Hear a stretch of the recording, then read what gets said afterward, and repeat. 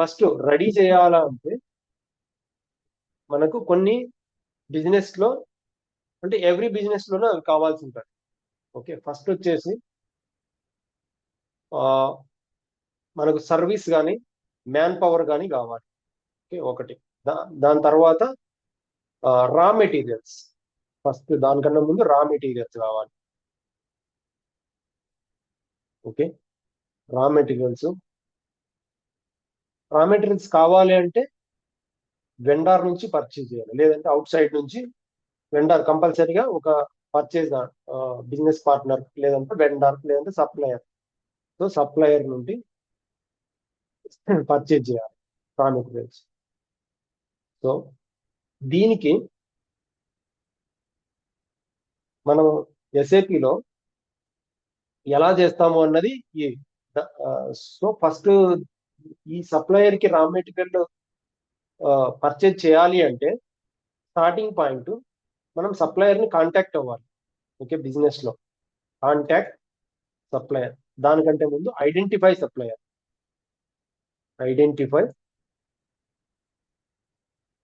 Supplier.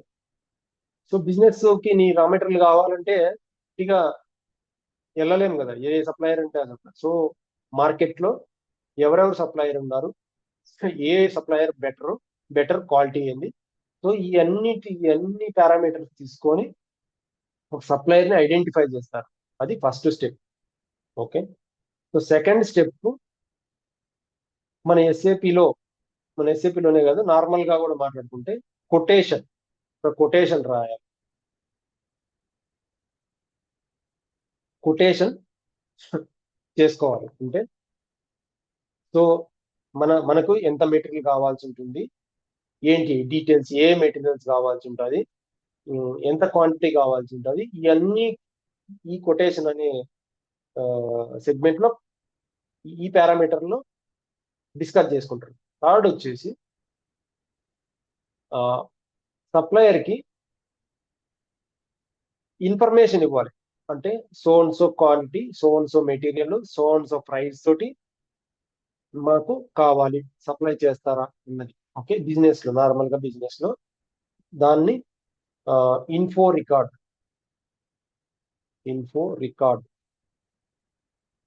అని మాట్లాడుకుంటాం, business terminology. Fourth వచ్చేసి ఈ ఇన్ఫో రికార్డ్ బేస్ చేసుకొని ఈ ప్రైస్ డీటెయిల్స్ అన్ని దీంట్లో మెన్షన్ చేసుకుంటాం. ఓకే, ఒక ఎక్సెల్ లోని తీసుకున్నా అంతే.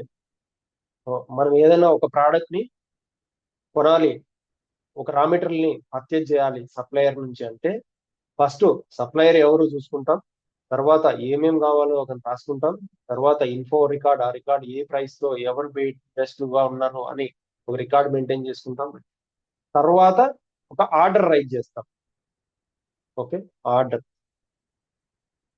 ఆర్డర్ డీటెయిల్స్ సేమ్ ఈ ప్రైస్ తోటే ఈ డీటెయిల్స్, ఎంత క్వాంటిటీ, ఏమేమి కావాలనేది రాసుకుంటాం. తర్వాత ఫిఫ్త్ పాయింట్ వచ్చేసి గూడ్స్ పంపిస్తాడు, ఏ మెటీరియల్స్ అయితే ఆ మెటీరియల్స్, రా మెటీరియల్స్ రిసీవ్డ్. ఇది ఫిఫ్త్ పాయింట్. సిక్స్త్ పాయింట్ వచ్చేసి రా మెటీరియల్స్ రిసీవ్డ్ అయినాయి అండ్ మనం ఇన్వాయిస్, ఈ రా మెటీరియల్స్ తో పాటు ఇన్వాయిస్ వస్తుంది ప్లస్ రా మెటీరియల్స్ వస్తాయి. ఓకే, ఇది నెక్స్ట్ పాయింట్ గా మాట్లాడుకుంటే ఇన్వాయిస్. కొన్నిసార్లు గూడ్స్ ఫస్ట్ వస్తుంది, తర్వాత ఇన్వాయిస్ కూడా తర్వాత వస్తుంది. ఓకే, నెక్స్ట్ వచ్చేసి పేమెంట్. మనకి ఈ గూడ్స్ పంపించాడు, సో ఇన్వాయిస్ రైడ్ అయింది, యాజ్ పర్ ఇన్వాయిస్ పేమెంట్ చేయాలి. ఓకే, దీని తర్వాత మళ్ళీ ఎస్ఏపిలోకి వచ్చుకుంటే ఎఫ్ఏపి కానీ ఏదైనా కానీ వేరే ఈఆర్పి అయినా బిఆర్ఎస్, బ్యాంక్ రికన్సిలేషన్ స్టేట్మెంట్స్ అంటారు దీన్ని. బిఏఎన్కే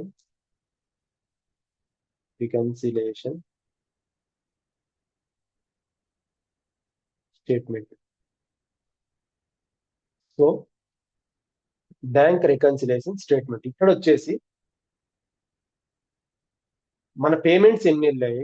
ఓకే, ఈ బిఆర్ఎస్ లోకి వచ్చేసి బ్యాంకు నుంచి రికన్సిలేషన్ అనుకోదండి, అంటే బ్యాంక్ లో మనకు ఇన్కమింగ్ పేమెంట్స్ ఎంత ఉన్నాయి, అవుట్ గోయింగ్ పేమెంట్స్ ఎంత ఉన్నాయి, ఓకే, ఇది వచ్చేసి అవుట్ గోయింగ్ పేమెంట్ కదా, మనకి పేమెంట్ అయితే అవుట్ గోయింగ్ పేమెంట్ అవుతుంది. So at the same time మనకి ఎస్డికి వచ్చేసరికి ఇన్కమింగ్ పేమెంట్ కూడా ఉంటుంది. Okay, yes. ఇది కాదు రా, ఇది ఇంకో స్టెప్ ఉంది యాక్చువల్లీ. ఎండార్ రికన్సిలేషన్ చేస్తారు అంటే ఎండార్ మనకి ఎన్ని ఏమంటారు ఇన్వాయిసెస్ వచ్చాయి, వాటికి రిలేటెడ్ మనం పోస్టింగ్ చేసామా లేదా. సో పోస్టింగ్ చేసింటే next it will goes to the bank payments. Bank వెళ్తుంది. ఎండార్ రికన్సిలేషన్ చేస్తారు ఫస్ట్, అదే బ్యాంక్ ఆఫ్టర్ రికన్సిలేషన్. ఇన్వాయిసింగ్ తర్వాత. కాదు ఎండార్ రికన్సిలేషన్ అంటే ఎండార్ ఇన్వాయిసెస్ కి అండ్ మనం ఇట్లా దీంట్లో పోసేసిన ఇన్వాయిసెస్ కంటే మనకి అది 3-way మ్యాచింగ్ అంటారు. 3-way మ్యాచింగ్ అంటారు. ఇక్కడ ఎండార్ దగ్గర నుంచి ఒక స్టేట్మెంట్ తీసుకుంటాం మనము.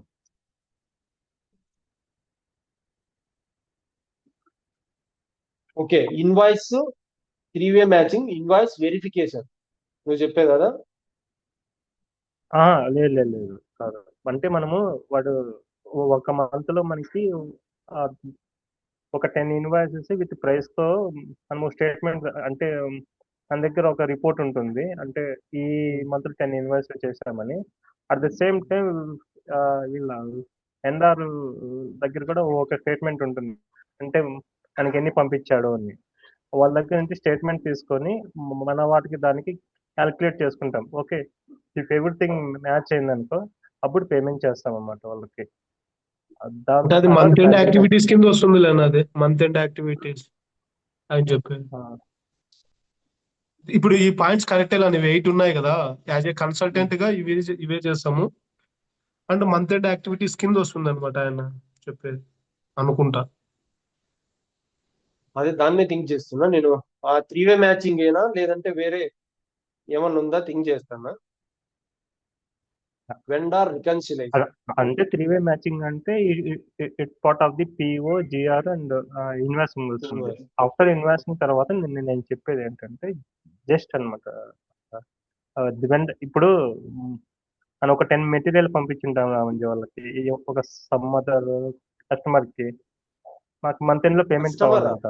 సో అంటే నా పాయింట్ ఆఫ్ లో కస్టమర్ ఈ పాయింట్ ఆఫ్ లో అదే రామంజీ, నా పాయింట్ ఆఫ్ లో కస్టమర్ ఉంటూ ఈ పాయింట్ ఆఫ్ లో నేను వెండర్ మీకు. ఓకే, సప్లయర్ అంతే నీకు అంటే మనకి. ఓకే, వెండర్ నుంచి రికన్సిలేషన్ జరుగుతుందా? అది ఎవ్రీ కంపెనీలో బిఫోర్ పేమెంట్స్ కి ఖచ్చితంగా ఇది ఇన్వాయిస్ రికన్సిలేషన్ కంపల్సరీ చేయాల. ఓకే, ఈ సప్లయర్ కి మనం ఈ సైకిల్ ఇన్వాయిస్ గురించి ఉంటే వీటికి కస్టమరే. ఓకే, ఈ సప్లయర్ అనే ఎక్స్ అనే కంపెనీ ఉంటే okay, X PVT LTD. Okay, so ఈ ఎక్స్ అనే సప్లయర్ కంపెనీకి వీడు కస్టమరే. Okay, agri. సో అప్పుడు నేనేం చేస్తా అంటే నా కస్టమర్ కి నాకు ఈ మంత్ లో ఇంత మెటీరియల్ సప్లై చేశాడు, నాకు దీని పేమెంట్ కావాలని మనకి స్టేట్మెంట్ పంపిస్తాను. అప్పుడు నేను ఏమైతా దీనికి వెండర్ అవుతాను నేను. సో నీకు నా దగ్గర నుంచి స్టేట్మెంట్ వస్తానే నీ బుక్స్ ఆఫ్ రికార్డ్ లో సో నువ్వెన్ని ఇన్వాయిసెస్ పోస్ట్ చేసినావని చూసుకుంటావు. ఓకే, వాటికి వీటికి మ్యాచ్ అయింది అనుకో, then you to go to the payment. So vendor reconciliation ఉంటుంది. బిఆర్ఎస్ వచ్చేది ఆఫ్టర్ పేమెంట్ తర్వాత, అంటే ఆఫ్టర్ పేమెంట్ తర్వాత బిఆర్ఎస్. సో నాగేందర్ చెప్పేది ఏంటంటే బిఫోర్ పేమెంట్ ఇక్కడ ఇంకొక స్టెప్ ఉంటుంది, అదే వెండార్ రికన్సిలేషన్ అంటున్నారు. బట్ మనకి ఎస్ఏపిలో మెయిన్ గా మాట్లాడుకుంటే ఇదే వెండార్ రికన్సిలేషన్ అనేది నేను చేయలేదు ఎప్పుడు. ఎస్ఏపిలో వచ్చేసి మేబీ ఉండొచ్చేమో, ఎండ్ యూజర్ సైడ్ నుంచి ఏమన్నా ఉండొచ్చేమో. దాని కాన్ఫిగరేషన్ ఏమి రిక్వైర్డ్ అయితే నాకు తెలియదు. కాన్ఫిగరేషన్ ఏం లేదు రమంజీ, అవి జస్ట్ రిపోర్ట్స్ మ్యాచ్ చేసుకుంటాం అంతే. అదే end user activity okay, reports match చేసుకుంటాం. ఓకే, యూజర్ యాక్టివిటీ దానికి కన్సల్టెంట్ కి ఓకే, అలాంటప్పుడు చాలా ఉంటాయి మరి అయితే ఎండ్ యూజర్ యాక్టివిటీస్ ఇంకా చాలా ఉంటాయి. నేనేం చెప్తున్నానంటే ఇన్ జనరల్ గా ఈ కన్సల్టెంట్ పాయింట్ ఆఫ్ వ్యూలో, సో ఇవన్నీ జరగాలి అంటే మన SAP లో మనం కన్సల్టెంట్ గా కొన్ని స్టెప్స్ ఉంటాయి. ఆ స్టెప్స్ SAP లోనే కాదు ఏ ERP లోనే ఈ స్టెప్స్ అన్ని జరగాలి అంటే ERP లో కన్సల్టెంట్ గా కొన్ని స్టెప్స్ ఉంటాయి. అవి మ్యాండేటరీగా ప్రొసీడ్ అవ్వాలి, కంప్లీట్ అవ్వాలి. అప్పుడే ఈ స్టెప్స్ అన్ని కంప్లీట్ అవుతాయి. సో నువ్వు చెప్పేది ఏంటంటే vendor reconciliation only end user, దీనికి కన్సల్టెంట్ యాక్టివిటీ అవసరం లేదు.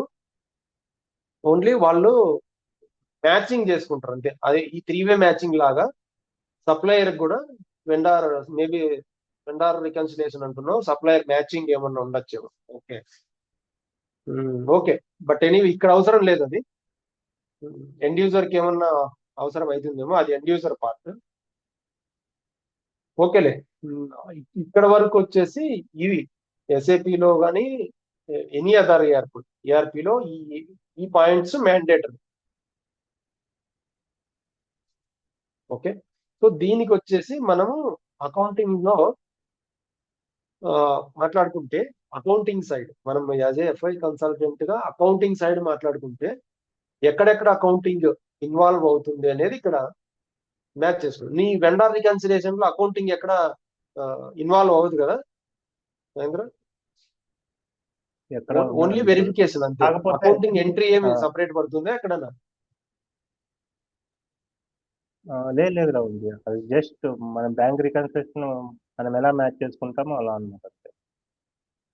బ్యాంక్ రికన్సిలేషన్ కి ఎంట్రీ పడుతుంది రాజేంద్ర, అకౌంటింగ్ ఎంట్రీ పడుతుంది అదే కదా.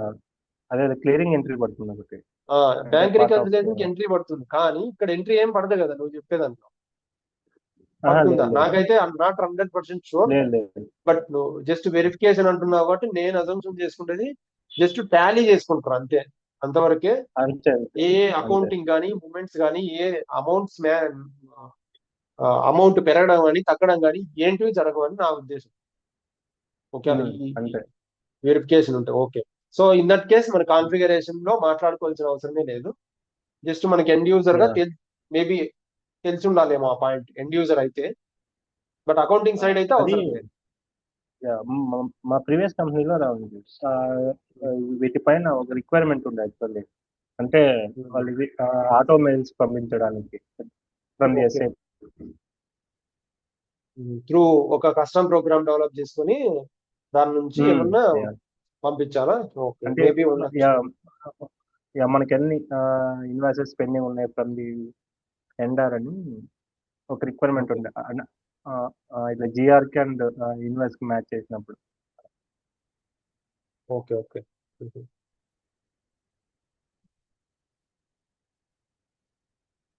ఓకే, ఇది వచ్చేసి P2P సైకిల్. OTC సైకిల్ కూడా ఇలాంటివే ఉంటాయి. బట్ ఏంటంటే ఇక్కడ ఓన్లీ ఫస్ట్ సేల్స్ ఆర్డర్ ఉంటుంది. సేల్స్ ఆర్డర్,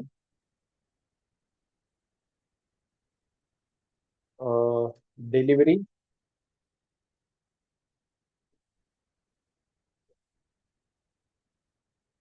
ఇది వచ్చేసి PGI, నెక్స్ట్ ఫోర్త్ వచ్చేసి ఇన్వాయిస్, ఇన్కమింగ్ ఇన్వాయిస్,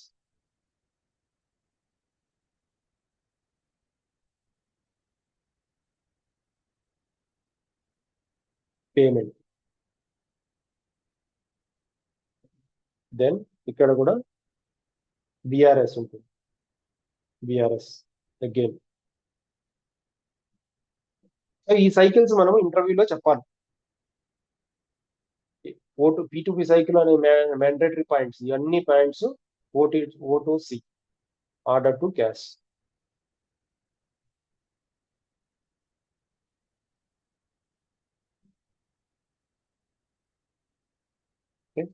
సో దీనికి మన ఇంటర్వ్యూ పాయింట్ ఆఫ్ లో ఎంట్రీస్ మాట్లాడుకుంటాం. Sorry for the interrupt. ఇది OTC లో ఎంక్వైరీ వస్తుంది కదా first point, enquiry, quotation for enquiry ఉండొచ్చు, ఉంటది.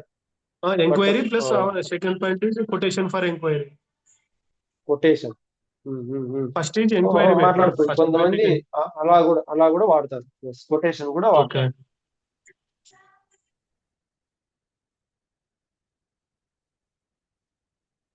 సరే,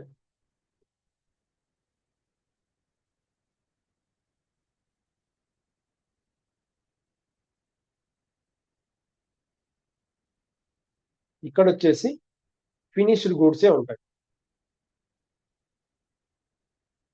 ఇక్కడ వచ్చేసి రా మెటీరియల్స్, మనం వెండార్ నుంచి తీసుకునేది రా మెటీరియల్స్. ఇక్కడ ఓన్లీ మన ప్రోడక్ట్ ఏదైతే ఉందో ఆ product, for example laptop,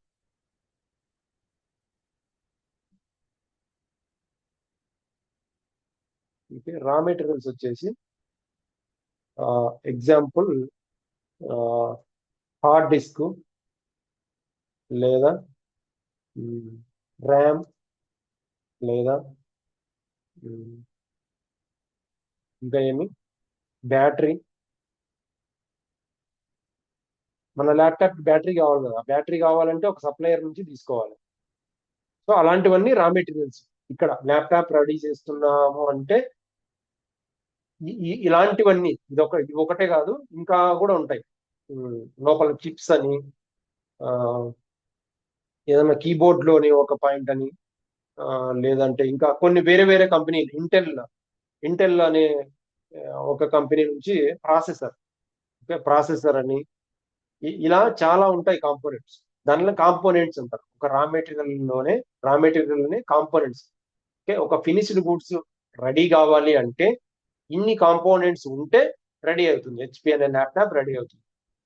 okay, ఈ total components one of the supplier నుంచి కొనుక్కోవాలి, మరి ఎక్స్ అనే కంపెనీ నుంచి కానీ, లేదంటే ఒక్కొక్క కాంపోనెంట్ ఒక్కొక్క సప్లయర్ నుంచి కూడా వస్తారు. ఓకే, అన్ని ఒకే సప్లయర్ నుంచి కొనుక్కోవాలనేం లేదు.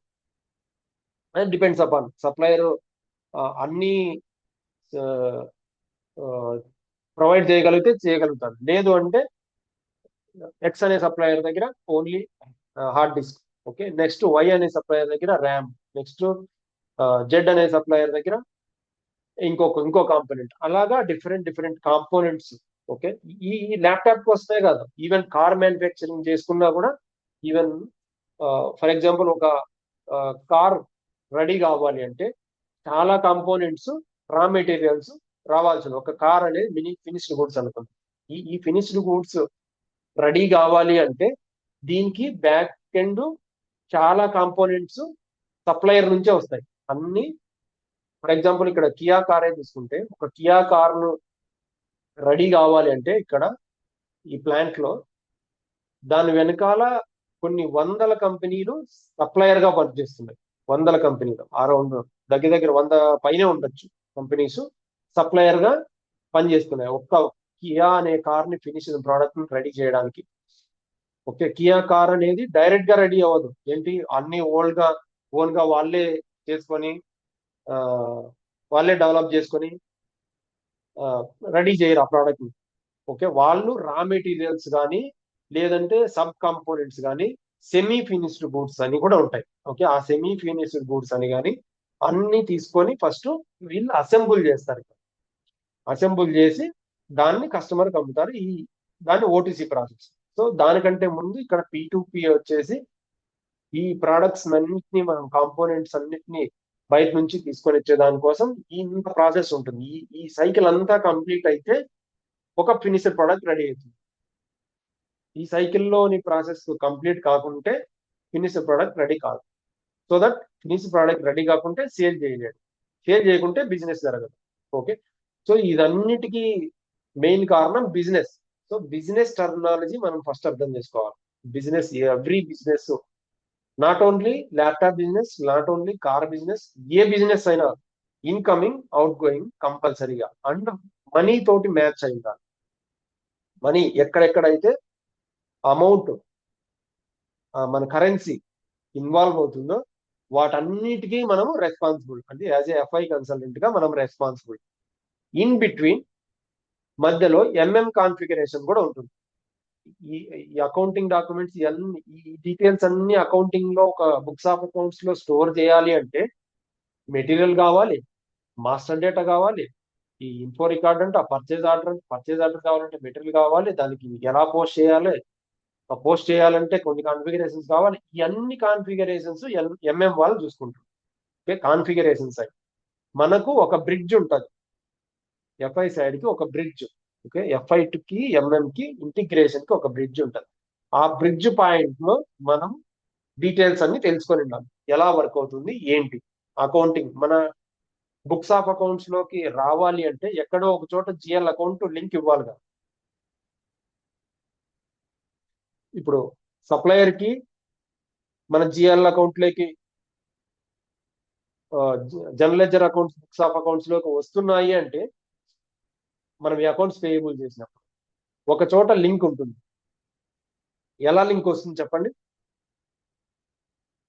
వెండార్ కి ఈ సప్లయర్ అనే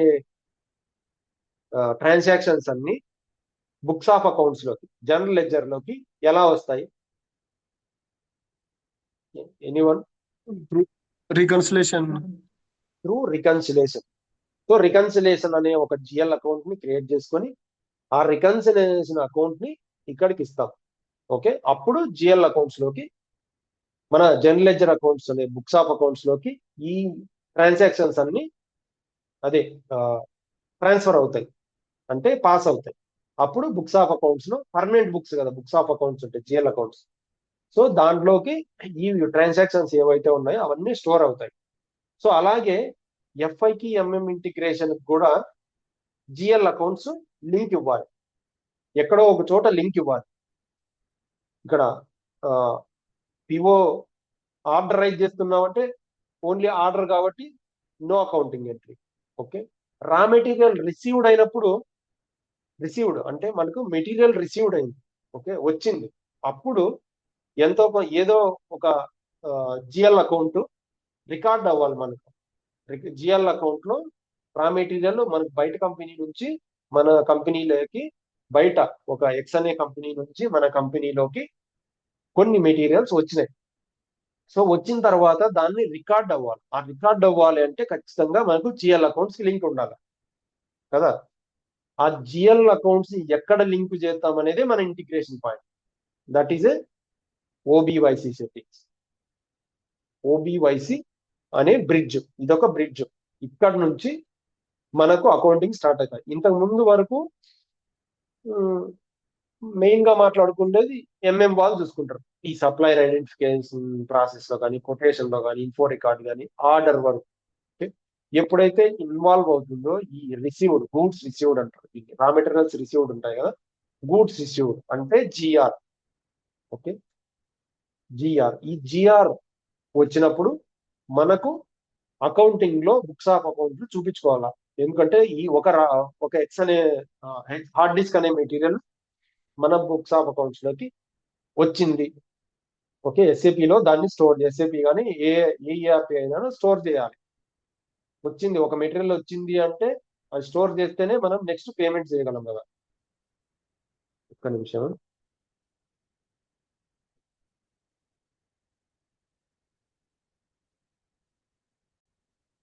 ఓకే, సో ఎక్కడ ఉన్నాం? సో ఇది బ్రిడ్జ్. ఓకే, ఈ బ్రిడ్జ్ లో మనం జిఎల్ అకౌంట్స్ లింక్ ఇవ్వాలి. దేనికి అగెనిస్ట్ గా? ఈ రా మెటీరియల్స్ అని మన కాన్ఫిగరేషన్ లో మనము ఒక టర్మినాలజీలో మాట్లాడుకుంటాం ఎస్ఏపిలోకి వచ్చేసరికి. సో వేరే ఆర్పిలో వేరే టర్మినాలజీలో మాట్లాడుకుంటాం. సో మనం ఈ మెటీరియల్ కి అగెనిస్ట్ గా మనం ఇక్కడ జిఎల్ అకౌంట్ ఇస్తే అప్పుడు లింక్ అవుతుంది. ఇక్కడ జనరల్ లెడ్జర్ అకౌంట్ లోకి ఈ రా మెటీరియల్ అనేది ఓకే రిసీవ్డ్ అయ్యింది. ఓకే, ఇది ఒక ట్రాన్సాక్షన్ గా మనకు అమౌంట్, ఇక్కడ ఎంత అమౌంట్ ఎంత ఇవన్నీ డీటెయిల్స్ ఉంటాయి కదా. సో దాన్ని బుక్స్ ఆఫ్ అకౌంట్స్ లోకి రావాలంటే ఈ ఓబివైసి సెట్టింగ్స్. ఇక్కడ కూడా ఇన్వాయిస్, ఇక్కడ కూడా ఓబివైసి సెట్టింగ్స్. ఇన్వాయిస్ వచ్చినా కూడా ఇక్కడ కూడా ఓబివైసి సెట్టింగ్స్ అనేది books of accounts. So next ఇక్కడ పేమెంట్ యాజ్ యూజువల్ మనము మాన్యువల్ గా పేమెంట్ చేసినా, లేదంటే ఆటోమేటిక్ పేమెంట్ చేసిన, వెండార్ ఇన్వాయిస్, ఇక్కడ వెండార్ ఇన్వాల్వ్ అయి ఉంటాడు కదా, ఈ ఇన్వాయిస్ లో అగెనెస్ట్ టు దిస్ వెండార్ కి మన ఇన్వాయిస్ రైజ్ అంటారు. సో అప్పుడు ఈ సప్లయర్ వచ్చేసి ఓపెన్ ఐటమ్ లో ఉంటాడు. ఓపెన్ ఐటమ్ లో ఉన్నప్పుడు ఏదర్ మాన్యువల్ పేమెంట్ కానీ F110 ఆర్ F-53 మన ఎస్ఏపిలోకి వచ్చేసరికి ఎలా అయినా పేమెంట్ చేస్తాం. ఓకే, పేమెంట్ అయిన తర్వాత బ్యాంక్ రికన్సిలేషన్. సో ఇది నెక్స్ట్ కాన్ఫిగరేషన్, సపరేట్ కాన్ఫిగరేషన్ ఉంటుంది. బట్ ఇప్పటి వరకు ఇది అవసరం లేదు. ఓకే, ఈ పాయింట్ మళ్ళీ నెక్స్ట్ బిఆర్ఎస్ టాపిక్స్ మాట్లాడుకున్నప్పుడు మాట్లాడుకుంటాం. ఇప్పుడు ఇక్కడ వరకు పేమెంట్ వరకు ఇక్కడ responsible FI to MM integration responsible. Okay, so ఇక్కడ కూడా అంతే. ఓటీసీలో కూడా సేల్స్ ఆర్డర్, కొటేషన్, ఈ డెలివరీ ఇక్కడ వరకు, ఈ సేల్స్ ఆర్డర్, కొటేషన్ ఇక్కడ వరకు ఏ అకౌంటింగ్ ట్రాన్సాక్షన్స్ ఉండవు. కొటేషన్ కానీ సేల్స్ ఆర్డర్ కానీ రైజ్ అయితే ఏమైనా మెటీరియల్స్ బయటికి పోయేది కానీ వచ్చేది కానీ ఉండవు కదా. సో ఇక్కడ వరకు ఏవి ఇంటిగ్రేషన్స్ కి కాన్ఫిగరేషన్స్ ఉండవు, అంటే మనకు FI point of view. But ఇక్కడ డెలివరీలోకి వచ్చేసరికి మనం మళ్ళా VKOA సెట్టింగ్స్ అని ఉంటాయి. ఇక్కడ ఇది ఒక బ్రిడ్జ్. OBYC లాగానే VKOA సెట్టింగ్స్ అనేది ఒక బ్రిడ్జ్. ఓకే, ఈ PGI అంటే పోర్ట్స్ గూడ్స్ ఇష్యూ చేస్తే అక్కడ కూడా అంతే VKOA కాదు OBYC ఇక్కడ. ఓకే, OBYC ఇక్కడ కూడా OBYC లో మళ్ళీ డిఫరెంట్ ట్రాన్సాక్షన్స్ ఉంటాయి. ఓకే, ఆ ట్రాన్సాక్షన్స్ అన్ని దేనికి అగెనెస్ట్ గా GL మెయింటైన్ చేయాలి అన్నది ఈ కాన్ఫిగరేషన్ చేసినప్పుడు మెయింటైన్ చేసుకుంటాం. ఇన్కమింగ్ ఇన్వాయిస్ వచ్చేసి VKOA సెట్టింగ్స్. ఈ VKOA సెట్టింగ్స్ లో ఒక GL ఇస్తాము, అదే incoming invoice. Incoming invoice nothing but మనకు రెవెన్యూ. ఓకే, రెవెన్యూ కదా, ఇన్వాయిస్ ఇన్కమింగ్ మనకు అమౌంట్ వస్తుంది అంటే అది మనకు రెవెన్యూ. సో అది రెవెన్యూ అనే GL అకౌంట్ ఇక్కడ మెయింటైన్ చేసుకొని పోస్టింగ్ చేస్తాం. పేమెంట్ వచ్చేసి normal as usual. Customer payment అయితే F-28 మాన్యువల్ పేమెంట్ అయితే, లేదు అంటే F110 కస్టమర్ ఇన్కమింగ్ పేమెంట్ కూడా చేసుకోవచ్చు. ఈ BRS సేమ్ ప్రాసెస్. ఈ BRS. ఓకే, ఇక్కడ accounting entries. Next accounting entries మాట్లాడుకుంటే ఇక్కడ ఓకే, ఫస్ట్ పాయింట్ లో no accounting entry.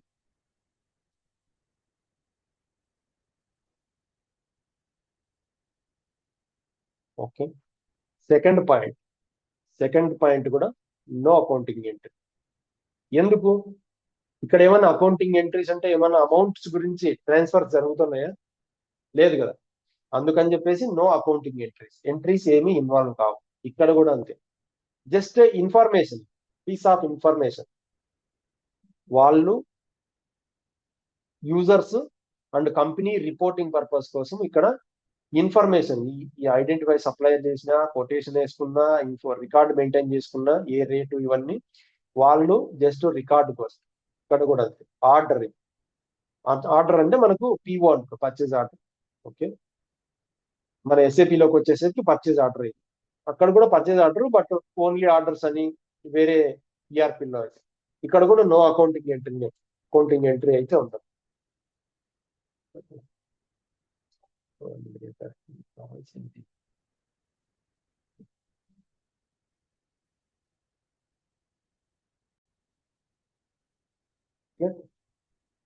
Purchase order లో కూడా ఓన్లీ డీటెయిల్స్ ఏముంటాయంటే only PO quantity, purchase order quantity ఎంత, ఏ మెటీరియల్, ఎంత రేటు, ఏ ప్లాంట్ కి కావాలి, ఈ డీటెయిల్స్ అన్ని. ప్లాంట్స్ అంటే ఎక్కడికి కావాలి, ఏ లొకేషన్ కావాలి, ఈ డీటెయిల్స్ అన్ని ఈ పర్చేజ్ ఆర్డర్ లో క్రియేట్ చేసుకుంటారు. అక్కడ కూడా జస్ట్ ఇన్ఫర్మేషన్ అంతే.